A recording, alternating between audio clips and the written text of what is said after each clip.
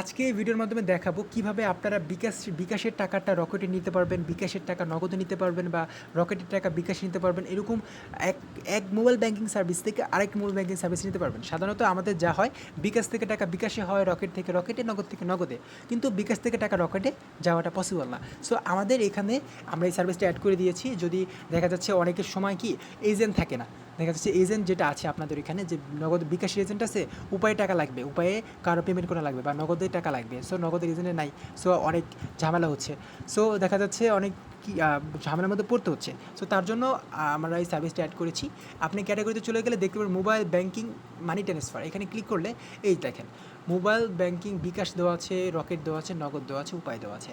But আপনার পার হাজারে charge দেওয়া হচ্ছে 29 টাকা করে চার্জ দিতে হবে। কিছু করার নেই, যদি লাগে আপনার এখান থেকে নিতে পারবেন। আর ডেলিভারি টাইম 12 ঘন্টা, সর্বোচ্চ 12 ঘন্টার মধ্যে আপনি এটা পেয়ে যাবেন। আর লিঙ্ক অপশানে যে নাম্বারটা যেটাতে নিতে চাচ্ছেন সেই নাম্বারটা দিয়ে দিবেন, এবং হোয়াটসঅ্যাপে আপনার সাথে আমাদের হোয়াটসঅ্যাপ নাম্বারটা দেওয়া আছে, আপনার আমাদের হোয়াটসঅ্যাপে যোগাযোগ করতে পারবেন।